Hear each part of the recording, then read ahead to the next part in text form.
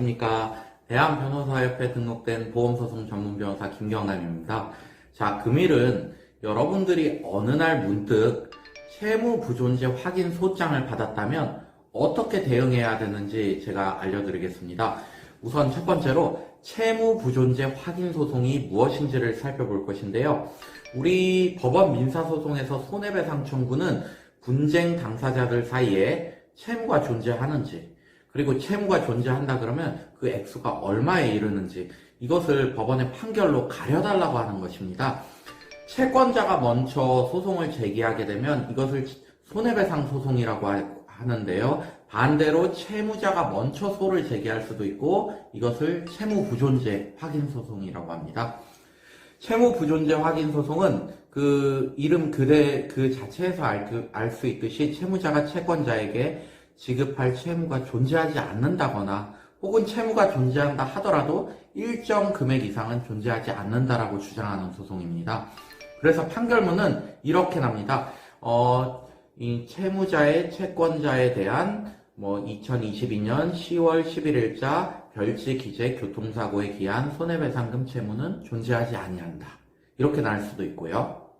아니면 채무가 조금 인정될 경우에는 채무자의 채권자에 대한 교통사고에 기한 손해배상금 채무는 100만 원을 초과해서는 존재하지 아니한다. 이런 방식으로 판결이 선고되고 있습니다. 이 채무자가 채무부존재 확인 소송에서 승소를 하게 되면요. 판결에서 인정된 금액 이외에는 달리 채무를 지급해 줄 의무가 없습니다. 이 말은 무엇보다 채권자가 다시 소송을 제기해가지고 추후에 기존에 있었던 채무부존재 확인 소송의 효력을 번복하고 추후에 다시 판결을 받는 것이 불가능하다라는 것을 의미합니다. 한마디로 확정이 되면 양 당사자 사이에서 더 이상 채권 채무가 존재하지 않기에 일거의 법률 관계를 해소하는 아주 강력한 효력을 가지고 있습니다. 그럼 이제 주로 어느 경우에 채무부존재 확인 소송이 제기되는지를 좀 알아볼게요. 최근 보험사에서는 선제적으로, 그러니까 채권자 측에서 먼저 소송을 걸지 않았음에도 불구하고 먼저 채무부존재 소송을 제기하는 그 비율이 굉장히 증가하고 있습니다. 그 이유는 첫 번째로 이렇게 소송이 제기되면 금융감독원이나 소비자 보호원 같은 데서는 더 이상 민원을 받아주지가 않고 소송이 제기가 됐으니까 소송에서 분쟁을 일거에 해결하라 이렇게 결론을 내립니다. 자동차 보험사는 그 채무부존재 확인 소송을 통해서 이런 선제적으로 민원 건수를 줄여보려는 의도를 가지고 먼저 소송을 제기하는 경우가 빈번합니다. 자, 두 번째는 보험사 측에서 판단했을 때 굉장히 경미한 교통사고예요. 근데 피해자가 오랜 기간 입원 치료, 통원 치료를 받아오고 있는 경우죠. 주로 척추, 이런 추간판 탈출이나 염좌 사건에서 이런 경우가 빈번한데요. 이런 경우 물론 치료가 필요한 경우도 있겠지만 소위 나이롱 환자도 존재하는 것은 사실이거든요. 이런 경우 보험사에서는 부당하게 보험금이 또는 이런 손해배상금이 지급된다고 생각해가지고 치료비 지급을 막고자 먼저 채무부존재 확인 소송을 제기하고요. 그와 더불어서 그 소송에서 적절한 치료기간 있잖아요. 한 2주에서 3주 그 정도 이후에 지출된 부상 치료비에 관해서는 너는 원래 그걸 받아갈 수 없는데 받아갔다 라는 이유로 부당이득 반환 청구까지 곁들여 가지고 소송을 진행하는 경우가 꽤 빈번합니다. 자, 마지막으로 이 경우가 가장 중요한데요. 경미한 사고가 아닙니다. 굉장히 중대한 사고고요. 그리고 피해자가 오랜 치료를 아마 필요로 하는 사건들이고요. 그리고 합의금 역시도 굉장히 고액의 합의금 지급이 예상되는 이런 사건들에서 보험사가 채무부존재 확인 소송을 먼저 제기하고요. 그 절차에서 조정 또는 화해로서 일정 금액의 분쟁을 마무리한다든지 아니면 합의금을 지급한다 그래도 감액하고 상대방과 사이에 협의를 해서 소송 제기했으니까 너 대응해봐. 근데 나랑 합의해볼래? 라고 해서 합의금을 줄여가지고 이렇게 감액하기 위한 수단으로서도 소송을 제기하고 있습니다.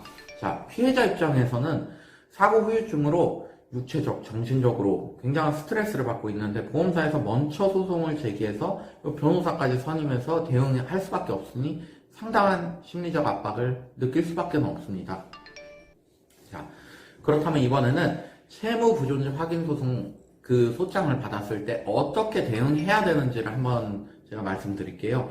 대응 방법은 경미한 경우하고 중대한 경우로 나눠집니다. 우선 경미한 사고에서는 제가 봤을 때는 굳이 변호사를 선임하지 않고서 스스로도 충분히 대응을 할 수 있을 것 같아요. 대한민국에서 변호사 선임하려 그러면 다들 아시다시피 최소 한 330만 원 정도의 착수금은 지불하셔야 되는데 이 비용을 굳이 지출하지 않고 본인 스스로 분쟁을 해결해 보는 것이죠. 이 경우에 받을 금액이 소액이므로 굳이 역으로 반소 같은 것을 제기하실 필요도 없습니다. 다만 소송에서 무대용으로 일관하셔서는 안 됩니다. 무대용으로 일관해서 판결이 선고돼 버리면 아무것도 못 받는 것으로 결론이 나고 패소 시에는 상대방 변호사비까지 물어야 되기 때문에 절대 무대용으로는 대응하시면 안 됩니다. 자, 소송 과정에서는 주로 치료비하고 위자료가 쟁점으로 작용할 것입니다. 신체 감정 없이도 이게 경미한 사고라고 했잖아요. 경미한 사고에서는 신체 감정, 후유장애 이런 것이 거의 안 남기 때문에 주치의로부터 그냥 소견서, 앞으로 추후에 계속적인 치료가 필요하다는 소견서 또는 앞으로 치료받을, 수술받을 내용이 적힌 향후 치료비 소견서 이런 거 받아서 법원에 제출하게 되면요. 법원에서 딱 보고 향후 치료가 필요하네. 조금 더 재판 기일을 연기해서 충분한 치료가 이루어진 다음에 기일을 잡아줘야겠구나. 또는 이건 조정 절차로 보내서 충분히 당사자들끼리 얘기를 들어보고 그 과정에서 치료를 충분히 받을 수 있게 해줘야겠다. 다 이런 걸 고려를 합니다. 또한 위자료 부분에서도 이 사고 규모만 어느 정도 딱 본다 그래도 법원 판사님들이나 조정위원님들이 이 사건에서는 얼마 위자료 적정해 라고 해가지고 이렇게 원만한 합의를 다 유도를 해주십니다. 그래서 해당 조정 절차나 판결 절차에 소송 절차에 직접 참석을 하셔가지고 보험사 주장에 혹은 상대방 주장에 불합리한 점을 충분히 주장하시고 그러신다 그러면 법원에서 그 의견을 받아줘가지고 충분히 합리적인 해결책을 제안해 줄 것으로 보입니다. 다만 이 경우에도 변호사가 필요한 경우가 있는데요. 이게 굉장히 오랜 기간 좀 치료가 요구가 되고 그 치료비가 굉장히 다투어질 수가 있습니다. 특히나 이런 게 척추 사고에서 많이 발생하게 되는데 사고 이전에는 분명히 내가 척추에 기왕의 질환은 조금 있었어도 이 정도로 아프지가 않았어요. 근데 사고로 인해서 확 수액이 탈출하게 되고 요통, 방사통 이런 게 굉장히 심해지게 된 거죠. 그런 사건에서는 꾸준히 치료를 받아야 될 필요성이 있고 갑자기 그게 끊긴다는 것에 관해서 굉장히 피해자분들이 분노해하고 불합리해하고 이런 것을 제가 많이 보게 됩니다. 이런 소송에서 요령은 본인이 한번 진행을 해보시다가 안 되면 변호사를 선임해가지고 적어도 추후 월 얼마의 치료비는 상대방이 부담한다 라는 방식으로 해가지고 지금까지 예를 들어 한 3년간 치료를 받았다고 한다 그러면 향후 1년 반 동안 매월 얼마를 초과하지 아니하는 범위 내에서 치료비는 보험사 또는 이런 공제사가 부담한다 라는 이런 판결이나 화해 공고 결정을 받으면 이건 굉장히 의미가 또 있거든요. 지속적으로 치료를 받을 수 있다는 그런 의미요. 위자료도 거기서 한꺼번에 해결하고요. 자, 문제는 굉장히 이게 꼭 변호사가 이런 도움이 필요한 사건들이 있어요. 굉장히 중대한 사고에서 채무 부존재 확인 소송이 들어온 경우인데 이때는 손해배상 소송의 성격을 가진 반소를 여러분들이 꼭 제기를 하셔야 돼요. 반소가 없어도 그런 채무 부존재 확인 소송에서 금액이 확정되는 것만으로도 보험사가 보험금을 지급할 가능성이 있지만 그 반소를 통해서 우리가 확정 판결문을 받아놔야지 보험사가 지급 안 했을 때 우리가 집행을 할 수 있습니다. 그러니까 보험사가 가진 재산에 대해서 강제 집행을 들어간다. 그럼 당연히 돈을 주겠죠. 하긴 보험사는 대부분의 경우에 다 돈을 주기 때문에 이런 걱정은 크게 하실 일은 없지만 여튼 그렇다 하더라도 보험사가 보험금을 주지 않으면 나중에 또 소송을 제기해야 되는 문제가 있기 때문에 이 경우엔 반소를 제기하셔야 되고요. 그리고 그런 반소 소송에서는 감정이 필요합니다. 후유장애에 대한 감정, 보조구 비용에 대한 감정, 내 개호인의 숫자에 대한 감정, 여러분들 향후 치료비가 이게 사심아비 같은 사건에서는 굉장히 많이 인정이 될 수 있어요. 통증장애 막 이런 사건들에서요. 개호인도 이게 1인이냐 2인이냐에 따라서 막 4억씩 금액이 왔다 갔다 할 수가 있습니다. 그렇기 때문에 이런 부분은 일반인분들이 스스로 내가 이것은 1인 개호인지 0.5인 개호인지 2인 개호인지 이런 거 판단하기도 애매하고요.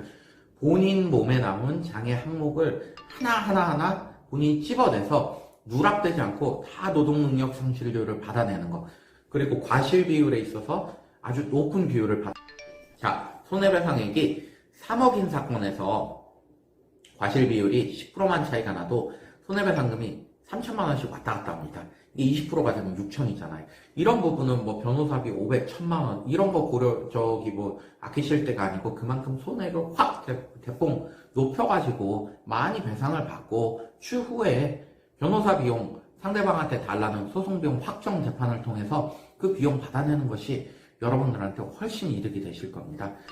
자, 마치겠습니다. 여러분들 손해배상 소송하고 채무부존재 확인 소송은 이 동전의 양면과도 같습니다.